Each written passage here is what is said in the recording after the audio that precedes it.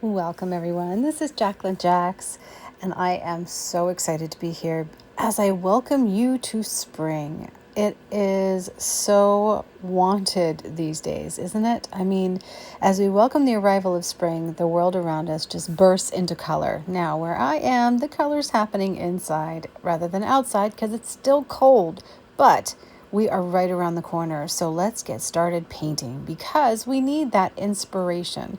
The fresh greens of the new leaves, the skies that shift from moody grays to brilliant blues. I think this watercolor palette for this month, in the month of March, kind of tells a nice story. It kind of shows that transition from one season to another, something that we can expect that is coming up as these rains just start to nourish everything underneath the soil and wake everything up. Every brush stroke that you make is part of a new journey, and it's not just about learning this medium, but remember, it's about discovering your own unique artistic voice. There are no bad paintings, only opportunities to learn, explore, and grow. Welcome to my watercolor tutorial. If you haven't signed up for the monthly watercolor subscription, that's what I'm opening. This is a palette that comes every single month in a beautiful pink envelope to inspire my watercolor students. You can order it at Jack's Watercolor. It comes with a brush, a handmade honey watercolor palette, and a lesson, as well as some paper to use. There will always be some scratch paper and usually a really, really nice, beautiful, fine, artistic watercolor paper if you feel like you want that experience in your life and you're ready to paint on it. Don't be intimidated by it, just go for it because it really is a different experience and you will never regret painting on beautiful paper. But the scratch paper is always 100% cotton as well. So in this kit, there is a welcome message. Of course, there is a sample painting. I have, like I said, a brush. There's reference pages. There's a printed swatch card on Fabriano. That is a 50/50 Fabriano paper. And it's good, it's good to swatch the colors on, but I also recommend you take some of the sample paper and swatch, and you'll see the difference in the colors on the tone paper versus the 50/50. It's really interesting always to try your watercolors on different things, and then when you hit the really nice paper, you're going to die because that is Fabriano archival watercolor paper, 100% cotton, 300 GSM, 140 pound cold press. I use this to make all my journals, and we hand tear it here in the studio just for you because this is the kind that you only get if you order the very, very large professional sheets. Sampling watercolor paper is also included, like I said, and that's 100% cotton with a slight tone. It's flat on one side, so it's more of a hot press on one side and a cold press on the other. And then that watercolor brush I love because it's got a nice round point. Now, all of this is available at jackswatercolor.com. So if you haven't signed up for it, I suggest you do go, and because there's a huge community. We are on Facebook, under Watercolor Painting for Beginners, and we are just painting all kinds of challenges. This challenge, if you do decide to do it and you've gotten the kit, be sure to post it to the main wall on Watercolor Beginners and use the hashtag JaxArtChallenge. So this is honey watercolor. So one of the things that I love to make is this kind of watercolor because it reactivates so quickly, but there are no fillers, there are no additives, so a little goes a long way. It is a very, very beautiful pigment and highly pigmented watercolor. If you ask anybody painting with it, they will definitely tell you that it is nothing like they've ever painted before because it's not commercially made. I make it in very small batches, but you can order it in honey pots on my store pages. Just look through jackswatercolor.com. So starting out, of course, I messed up, right? I painted it in the wrong spot, but we can remove this just with a little bit of water. And maybe this is a good moment to show you that a little bit of water and a little tissue, and you can pretty much get most watercolor off, as long as it's not like a highly staining color, which would be more of a quinacridone red. This one is burnt orange, and it's a vibrant, lively watercolor. This one blends that bold warmth of paprika. If you've gotten paprika from me before, I know you would love this one. It's with a very spicy orange hue. It's crafted from a combination of PY3, but a little bit warmer PY3 than you're used to. That's lemon yellow, and PY42, which is another more warm kind of leaning pigment, but beautiful colors.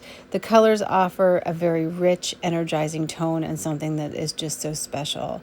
The yellow that I painted with is the sun-drenched yellow, and that is a PY150 pigment, not to be confused with anything like azo yellow, although it does have some really beautiful like mass tone to it that looks more golden, but it has that luminous intensity, and it's an exceptional pigment to use.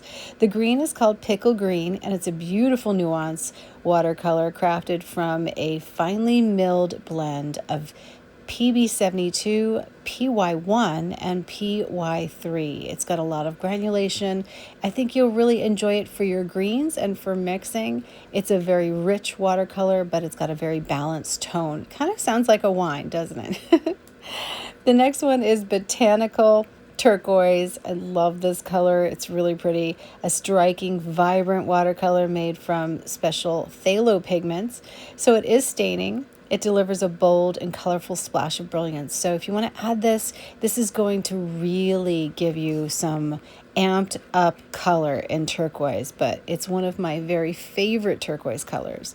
One that we did skip just a second ago was the Moon Glow, which is new to my line. It's a very inky indigo blue watercolor that brings that rich, moody atmosphere to your artwork. It's perfect for creating those bold, dynamic backgrounds. Those are really nice, right? I love Moon Glow. I think it's one that I haven't mixed in a long time, but I always have it in my palette. And I don't know why I forgot to do it for you guys, but I think you'll love it. And then, of course, my all-time favorite metallic olive. I did tell you in winter I was eventually going to send you some of this. It is available in the metallic section of my store. This one, you will notice, has that lovely rich olive hue, but there's gold in it, so it shines with a sheen of gold. It adds such a depth and a unique sparkle to any greenery. I swear, I don't think I can even paint botanicals without it anymore. Anyway, that's the monthly watercolor subscription package that you guys are just receiving, and we're going to be painting with it like here now. So let's get out the scratch paper, because this is a really beautiful, softly toned paper. I like this. You can't beat it up necessarily, but it doesn't really need it. It does a really good job of spreading color and giving you the ability to do a lot of different things. I think you'll enjoy it as you work through. We're going to do a background. We're going to paint a sample of negative painting. We're going to do a flower sample just so you can kind of get flower shape a little bit and get acquainted with the colors and how they work together. We're going to do some color mixing on a flower. We're going to do some greenery, and then we're also going to mix some colors and paint a flower with a background. So this sheet is actually going to be separated in the center with a line of mixing, and then the top is going to be some basic exercises, and the bottom is going to be broken up into some, a little more advanced exercises where you're putting some of those basics together. But should be really fun, and if you're on board, this is our challenge, what you do with this. You don't actually have to paint an entire painting if you don't want to, but that last square is for a small mini painting that you might be able to move from that point onto either a larger sheet or a half sheet of your watercolor sample paper, and then maybe to one of those sheets of Fabriano. I would love to see it, because it's good for you to get that experience painting on Fabriano once you kind of have your ducks in a row and you know what you're doing. But for now, let's use this paper to go through and just do some sampling and play with our colors, because that's the most fun about getting these kits. So, oh my gosh, I'm so excited for spring. I have already been I can't even tell you, I've already been shopping. It's crazy for plants, as you know, right? Because I've been making watercolor like nuts. Anyway, let's mix yellow sun-drenched with pickle green and then pickle green with moon glow, because those are three very, very good colors for this particular project that we have the sample on. The turquoise is gorgeous. Had to send it to you. You can add a little bit of it in when you start to move the moon glow, but I encourage you to play with that color and your background and just have fun with it. Now, as we take the yellow sun-drenched, I want to go more opaque to add more water to it as we move to the right. And then when we get to the pickle green, we're going to add a little more concentrated version of pickle green in the center and then blend it off to the left to meet the more 50-50 water version of the yellow. And that way we can kind of explore how the color shifts, right? And then the pickle green and the moon glow, same thing. All the way to the right on the moon glow will be your mass tone of moon glow. Then you start adding water to it as you move to the left. And same thing goes with the pickle green. Goes from mass tone to the right as it meets the moon glow. Then in the first shot, we're going to be mixing a background. So you can make a wash of pickle green. You can make a wash of moon glow. Start with whatever you like, whatever inspires you. And then take a cloth and hit it one time just to remove some of the color so that you can get a feel for how much color does come off if you wanted to remove it. Just with something easy. So while it's wet, add a little bit of splashing in there, see if you can get some back runs. Now this has a lot to do with the paper. This particular paper isn't going to perform exactly like Fabriano, of course. You will get a lot more in your back runs on Fabriano, and you'll be able to do a lot more effects on Fabriano. So don't worry if you feel like you don't have the ability to do a lot of fun effects on this particular paper. It is just a sampling paper. So on this next one, we're going to be doing negative painting. So I'm taking one of the waterproof pens, ink pens, and I'm just going to practice drawing the shape of the flower. I'm just going to be looking at the center flower in the sample picture and going around the outline first, and then trying to figure out where I want to place some of those petals. Just a rough paint, like just a rough sketch, just this ink and wash is just very, very rough. Now you can go ahead and color in this this sketch if you want to color in the flower on this one. I chose just to leave it white and move on to the next because I didn't want you to have to sit through me coloring flowers like over and over again. But if you want to go ahead and color it in, by all means, get some more practice. Now you can choose to color it before you do the background, or you can choose to color it as you after you do the background. Whatever works for you or whatever inspires you. But what I would do is I would highly recommend that you let one layer dry before you do this second. Otherwise, you're going to go outside of those lines. It's very, very difficult to stay inside the lines when the paint is really wet on the outside and it's cotton. You definitely want it to let it dry just a few minutes and not have that really dampness. But I'm going to do this. It's called negative painting. And this is when you take a watercolor and you put it in the shadow or the negative area of the subject matter. So if the subject matter is the flower, then the negative painting area would be not the flower. Does that make sense? So you would paint everything but the flower. So you're going to stay outside the lines, and that's negative painting. And then if you wanted to let this dry and then do another image, you see a lot of times we have layered images on negative painting, and that's just like adding more negative areas, painting in more negative areas to reveal other subjects in your painting. But on this one, I just let you outline it so that you wouldn't get confused, so you had a shape. It makes it easier to explain, and I think it's really hard to imagine what the shape is going to look like if you don't outline it first. Eventually, you'll get to a point where you don't need to outline, and you can just go ahead and paint these things on, or maybe do it with pencil. But I wanted it to show up, so we just are going to do an ink and wash so that you don't lose your pencil lines. Now, as we're going through this background, I am adding some of the green and adding some of the blue and letting them mix together on paper, much like what we just did in the background color. You're just basically building on the first exercise as we move forward. I really love to do negative painting. I think it's so much fun. And as you get better at it, I can't even tell you how many different projects you can do with negative painting. There's just so much. So much. I have really enjoyed using this technique to make things in botanicals look really dimensional and just kind of like layered, I would say, right? Use those beautiful colors to just layer in different shapes and then negative painting. I really do a lot with leaves in the negative painting. Like maybe there'll be a flower in the front as the subject, and then all of the layers will kind of reveal different shadows of leaves. And that looks really, really cool always. Every time I do it, people are always like, oh my God, that is so good. I love that, you know? So on this next square, we're going to be painting a flower. So let's start at the center of the flower with some of our yellow and mix in a little bit of our orange and just kind of think about doing maybe 3 little mini hearts that join together in the center. That's a good way to start a flower, I think, if you're just a beginner and you really just don't know what to do.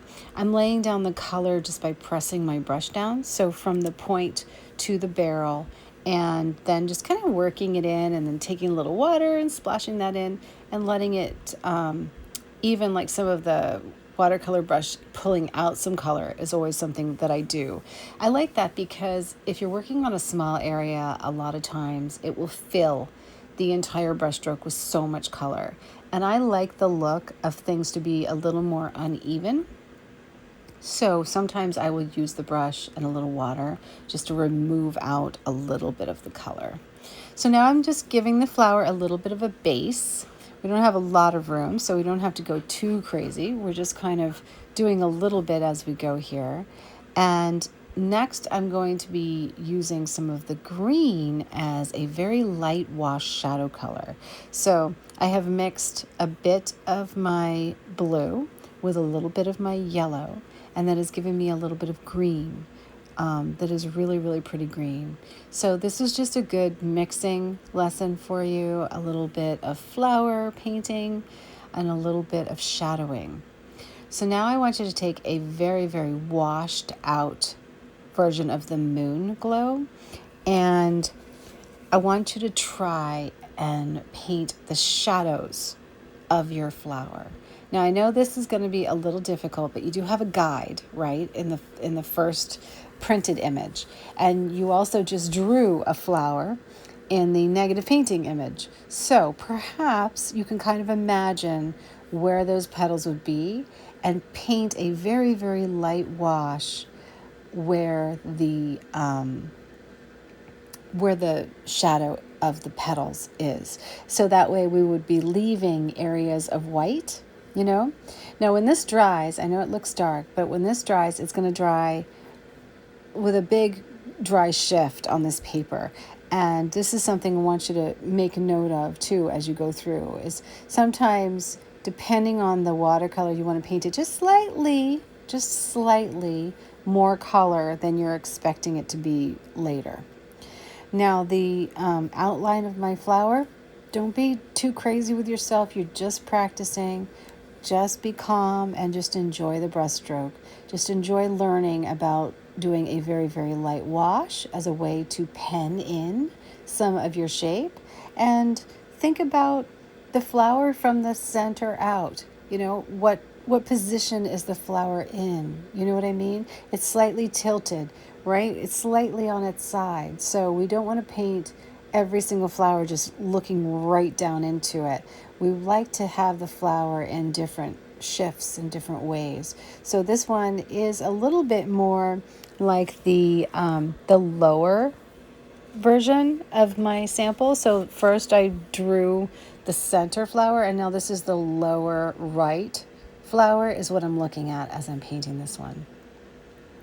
And again, just taking my tip of my brush and a little bit of the blue and just kind of washing in what the edge of the petal would be, like the shadowy parts. And use the guide. The guide's great because it has some of the shadows already there for you, and you can actually see what they're doing.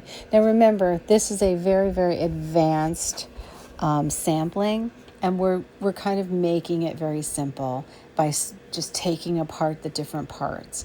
Don't worry if this is really intimidating to you, because it's not meant to be. It's just meant to have fun and strive to do something that is a little more advanced.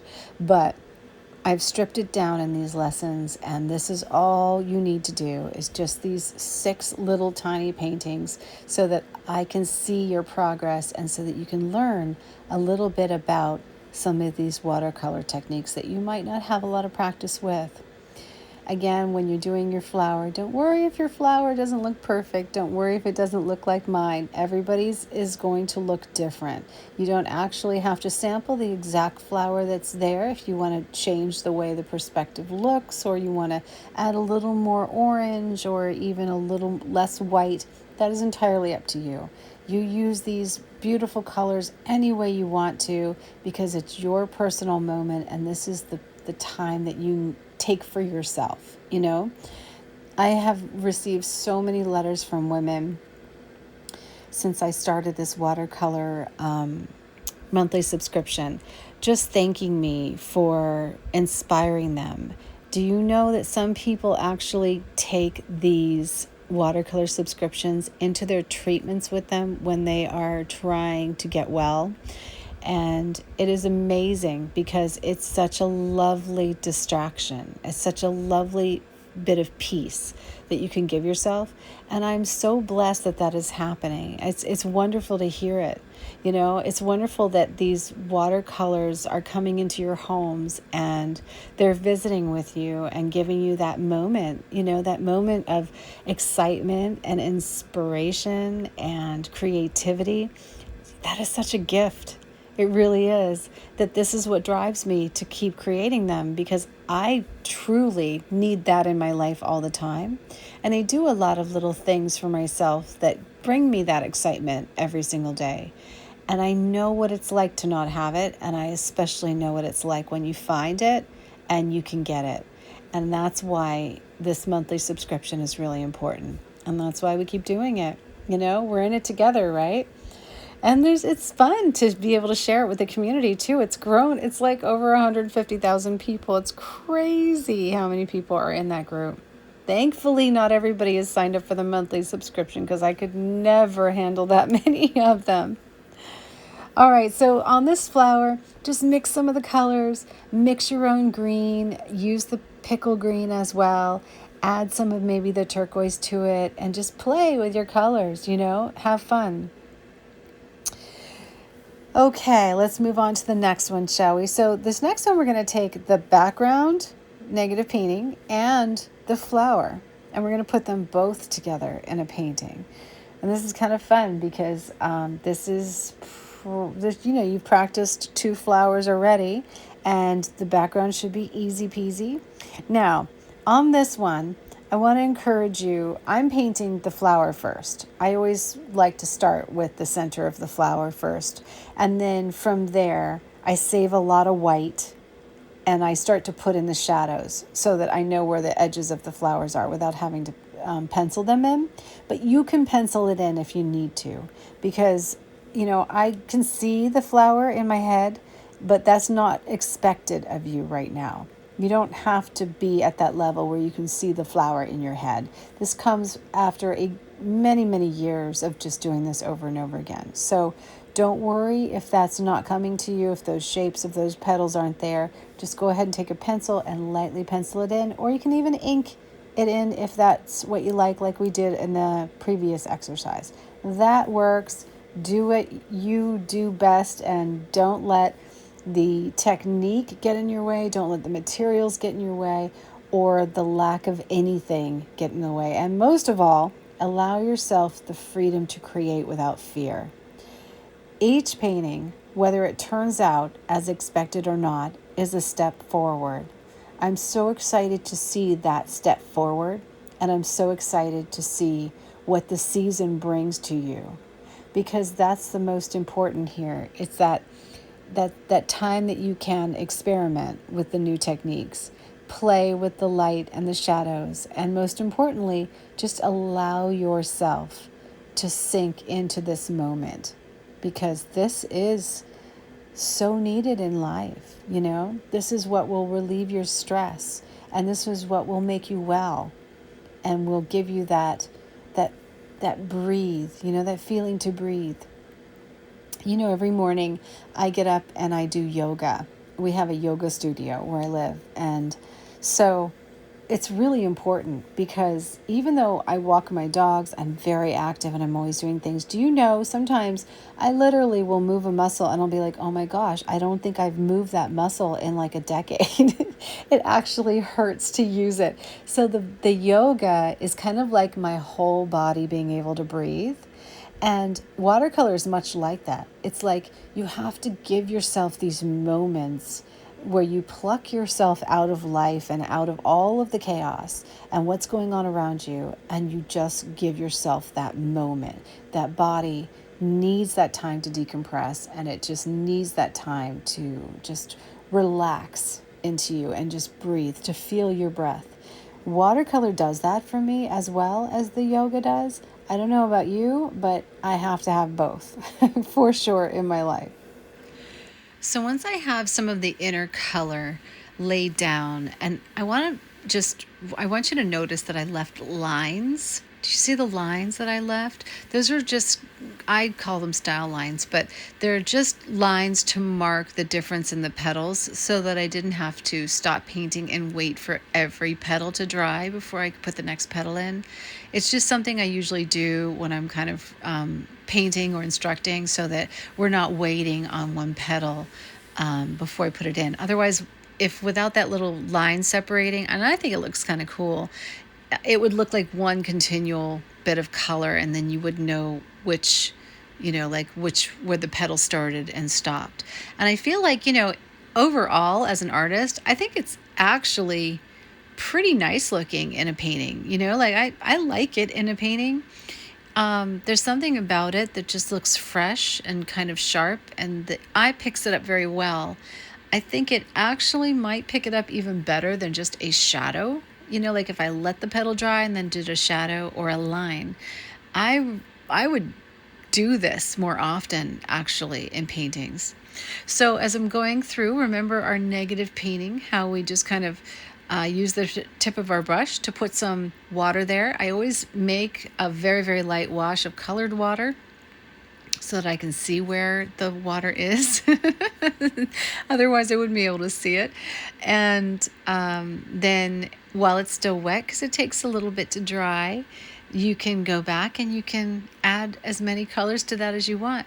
You can even go back and add splashes of water, salt, whatever. But again, on this sample paper, I like this paper a lot because it's so soft and fun, but it doesn't do effects well. So if you are trying to do it with salt, give it a try and see. You'll see that it's not nearly as nice as the effects on Fabriano. There's like no comparison. This has absolutely no sizing, so it's kind of similar to a rag paper where there's not a lot of sizing. It also can't take a beating, but it does a good job. So I'm mixing in some of the little spots of color that I have on my palette. And on this one, I thought I would add a little more yellow because, I don't know, why not? Just to see what it does. And again, it's amazing because I'm looking at the painting finished and the dry shift. Like the color looks so vivid and so bold on this page when it's wet. And then this paper just sucks in the color, it like drinks it. So it becomes significantly more light. So when you're doing it, don't be afraid to work dark so that you have a good amount of bold, moody colors there when after it's dry. But then when you go to Fabriano, I still work kind of dark. I like the pigment. I really love to use a lot of heavy pigment. So the paint itself has triple the pigment of anything else. You'll notice that right off the bat. A little goes a long way. But at the same time, there's always a dry shift, and that dry shift always lightens up everything because 100% cotton paper will just suck it all in, you know? But so don't be afraid to just go bold. Yeah, this is looking so good. Again, look at the lines. The lines, I feel like, just help make it stand out. Just leaving those white of paper lines. It really does work in botanicals. If you look at that and you compare it to the line drawing, it's a much different style, right? It's almost brighter and softer. And I'm wondering what would happen if I wonder if it would look, how it would look if we did this style on top of the line work, with where there's an ink and wash. If we left next to the ink a little bit of white, I wonder how that would look. I can't say that I've actually done that on purpose. I think I've done it before, but I don't think I've done it on purpose. So now I'm just kind of going in and taking a little bit of the very, very light blue color and adding a little shadow, filling in some of my areas to make my flower pop. And that's one thing that negative painting does, is it adds a lot of pop to whatever the subject is. And then I'm going through with a very, very light wash of my blue that's on my palette here, and just kind of giving stuff a light wash of shadow. As you notice, the shadows that I'm putting underneath the petals, like the top petals, I'm doing that to make the top petal pop. And this is a great thing to look and pay attention to while it's happening. When I put wherever I put the shadow, the very next area of white stands out so much brighter. So it's cool because we have more detail, a little bit of more detail in a loose drawing, but it makes the areas that are absence of color really bright. And I love that. I think that's just a really cool technique. And that's just by using a little bit of the blue in a very, very light watered wash on the tip of my brush. And I'm just kind of layering that in very, very carefully. On our next square, we're going to be doing some practicing of mixing some of these greens on paper and getting some of those stems and leaves together, as well as little buds. This is a really fun one. I really enjoy doing these because I like the thin little watercolor brush for tiny little leaves. And I also like just how if you lay the tip down and then touch the barrel to the paper, you'll get the perfect little bud. Then go back to the watercolor palette, pick up some more paint. Probably like if you started with yellow, maybe pick up one of the blues, pick up one of the greens and add that in, and then just enjoy watching those colors and how vibrant they come together in that moody shade though. Like, I love the greens that this makes. I think it's perfect for this particular moody kind of look in the botanicals. It's not too bright, it's not too cartoonish. It's got that very like laid back kind of moody tone. Good for this time of the year though, right? I especially like using the yellow to kind of brighten up the leaves and let them not get so dark, because remember, we're painting a very dark background on this one, so it's perfectly fine to not try to get everything dark. I think this is a good time to kind of think about your background versus your foreground, and how having some things be more light in contrast to the dark actually makes it stand out more. So if we were to do more dark blue, but then if you look at the color in the last exercise, you would see that it would be too dark, right? And so it would kind of blend into each other. So we want to think of how we're going to be more mindful about getting light into the subject, past just the petals on the flower that are white. And that's going to happen by adding yellow and keeping a lot of light yellow in there. So on this next one, I'm taking what I learned from the colors, the values, and I'm going to start choosing my bud colors, my mixes, and just start kind of laying down some structure for the side of my flower. This is some of the new growth that I'm painting, knowing that I do have to do some negative painting. So I am kind of getting myself a little, ahead of the detail here, but probably that's all the detail we're going to put on for now, because otherwise this is a little painting area and you don't want to make yourself crazy with too much detail. But remember, if we're going to do the background dark, you want to have a lot of light in the subject. So don't make the mistake of doing your subject too dark or in the same exact colors as what you're planning on for your background. Then to get the flower, I always start, like I said, I like to start with the inside of the flower, maybe the orange or the yellow, just like I just did this large bud here. I just used some of the yellow and laid down some of the orange in there, and it worked out perfect. Love it. Now I'm just kind of giving a little more greenery and just adding some, some extra little things. Now, I probably, I guess I just want to say that if you do add a little nub here or there on your branches, on your stems, remember that you have the ability to leave a little white line, which is what I just recently showed you in one of the other exercises.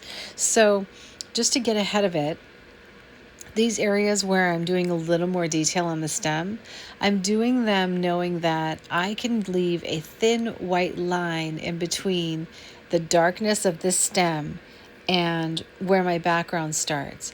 And that's going to give me that reflected light. It's going to give me the look of a little bit of light reflecting off of the stem, and therefore that's what we see in the stem. And that's the whole purpose of doing that particular exercise before, was to show you how to get that light back into your painting when you have a dark background and you're going to use a very similar color for your subject matter. You just add a little bit of white. Well, you don't add it, you just leave a little bit of white, I should say.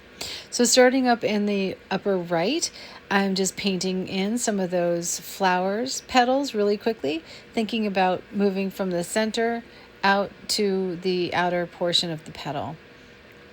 And then I'm adding in the second color, which is a little bit of the orange.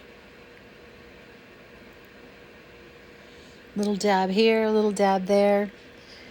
A little reminder too, the best thing about watercolor, guys, is it's spontaneous and it's unpredictable. I love that about it. It's an adventure. The way the pigment flows, how it blends and interacts with the watercolor, it is just so beautiful. And it's something like that we won't get in anything else. The organic effect that we get here with every brushstroke and everything we do is so lovely. It's so unexpected.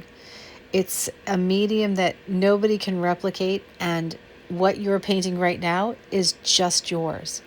It teaches us to embrace the unexpected in things and to let go of perfection. Just find the beauty in those happy accidents and just be in the moment. That's what you're learning here. That's what you're embracing, that flow that you're getting into. That's what watercolor is all about. Now, if you notice, I am leaving that little white line. Let me get in closer so you can see. Come in closer. So I did use a little bit of the turquoise. I just love it. It's so pretty. Do you see how it just kind of brightens things a little bit? I think it's really fun to use that. These colors look so good together. Very excited. So when you talk about being in the moment, let's just talk about this for a second. So as an artist, right, it's really important that you find your flow. But to find your flow, you have to be in the moment. You have to be present.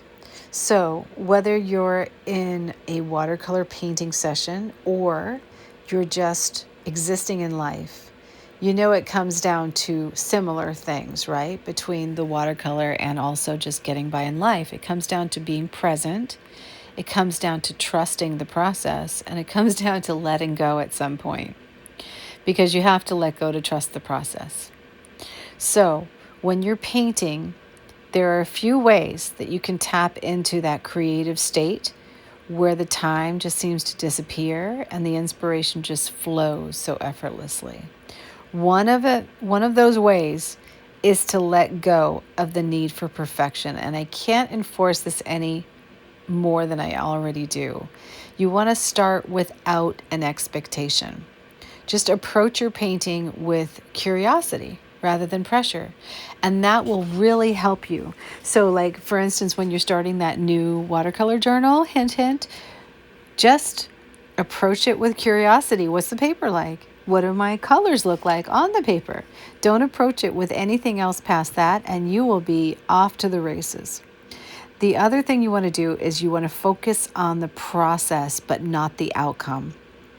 If you get locked up, I mean, even if you've been painting for decades, if you worry about the outcome of the painting, you will never relax into the process of the painting. You will never find your flow because you will be making decisions based on what you don't want to happen instead of just letting things happen. And I think we do a lot of that in life. You know, like, have you ever heard of The Secret and how the premise of The Secret is to not wish for things to happen that you don't want to happen? So you don't even want it to enter your mind that, please don't let this happen to me. I don't want this to happen. You're mentioning it, so you just don't bring it up. Only bring up what you want to happen. So you're wishing all of the positive. So that works with painting too. If you're worried about the outcome and what you don't want to happen, you won't focus on the process and it won't become a flow for you. You want to enjoy the feel of the brush on the paper. You don't want to worry about the brush on the paper. You want to feel and see the colors blend, but you don't want to worry if the colors will blend. The movement of the water, but you don't want to worry if there's too much water or there's too little water. You just want to look at the water. You know what I mean? So you want to let yourself be guided by the medium and guided by everything we're doing here instead of being worried about everything you're doing or what you might not do or might not remember to do. It's just impossible to be that hard on yourself. You just can't be. You really can't. We want happy humans here. We want women that are just enjoying their moments and finding themselves again in this, you know, and being able to say, my senses are engaged, you know, play some music or listen to me talk. I ramble on for hours. I just don't know how I do it. Paint outdoors when spring comes. I have my cart set up ready to paint outdoors. My friend's going to come over and once a week we're going to do this outdoor painting together. We have been painting through the winter, which has been really nice, you know. I want you to simply notice things like the color, the texture, the sense around you, everything around you. What can you paint? You know, what do the flowers look like? The more present you are in life, the deeper your flow state will be. And I really, truly think this works with everything. I think it's just part of our universal ability to mesh with our environment. But if we don't let ourselves be submersive in our environment, I feel like that's where the clash happens and that's where we get unwell. But overall, this turned out great. I had a great time painting with you guys. I hope you love this month's watercolor subscription. Embrace the unexpected. Please do that. Reckless abandonment. Just paint with reckless abandonment because that is the way you need to paint in order to get your flow and be where you need to be. Watercolor has a mind of its own. There's nothing you can do about that, but that's what's so great. So don't fight it. Welcome the surprises and be part of that magic. I love you guys. Have a great day.